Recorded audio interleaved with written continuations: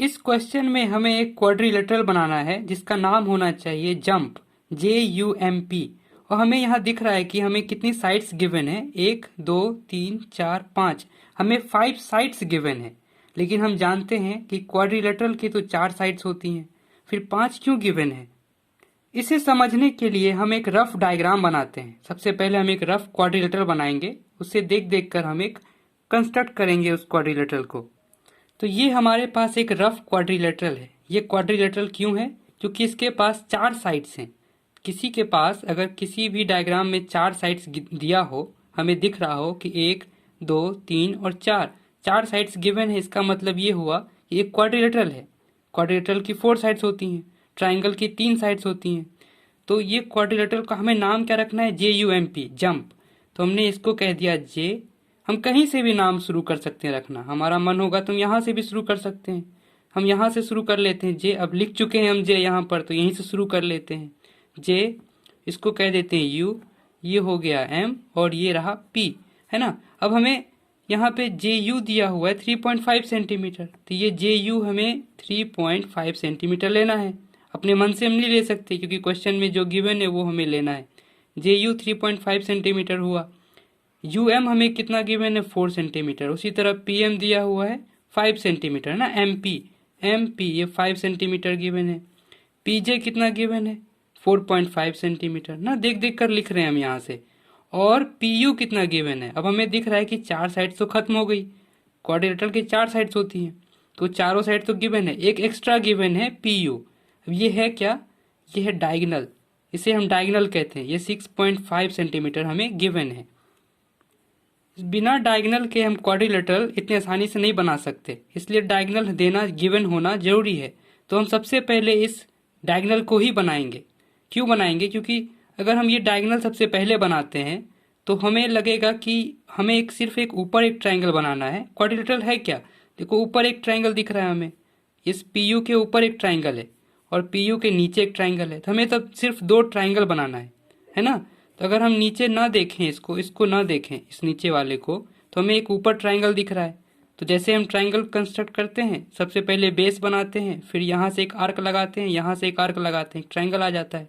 उसी तरह नीचे भी एक ट्रायंगल बना लेंगे तो क्वाड्रिलेटरल आ जाएगा। बहुत ईजी है। तो सबसे पहले हम इस PU को बनाएंगे, इस बेस को बनाएंगे। ये डायगोनल है ना, इसे बेस की तरह काम करेगा। इसको सबसे पहले हम बना लेंगे, फिर इसे देख देख कर हम एक ऊपर ट्रायंगल बनाएंगे और एक नीचे ट्रायंगल बनाएंगे, काम खत्म हो जाएगा। तो सबसे पहले हमने बेस बना लिया PU, है ना, ये वाला PU 6.5 सेंटीमीटर की, है ना। ये बेस खींच लिया 6.5 सेंटीमीटर का हमने। अब हमें पता है कि P से हमें 4.5 सेंटीमीटर की आर्क लगानी है, तो हम P पे हम कंपास को रखेंगे और 4.5 सेंटीमीटर का एक आर्क लगा लेंगे। और U से कितना लगाना है? 3.5 सेंटीमीटर का, तो बस एक ट्रायंगल आ जाएगा। तो अब हम स्केल पर 4.5 सेंटीमीटर मेजर कर लेंगे। ये रहा हमारा 4 है और इसके बाद ये 5 आगे, 4.5 हमने मेजर कर लिया। 0 से हम मेजर करते हैं हमेशा, 0 1 2 3 4, और ये 4.5 मेजर हो गया।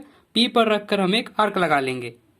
तो P पे रखा मैंने कंपास को और ऐसे मैंने आर्क लगा दिया, इसको ऐसे ना घुमा दिया, ये 4.5 की आर्क हो गई।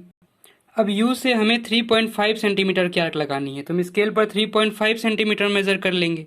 ये रहा 3.5 सेंटीमीटर मेजर कर लिया ऐसे, और U पर रखकर हम U पर ऐसे रखेंगे और इसको ऐसे लगा लेंगे। और इसको हमें आगे बढ़ाना होगा थोड़ा, तो इसको मैंने थोड़ा आगे बढ़ा दिया है 4.5 वाले को, कोई दिक्कत नहीं है।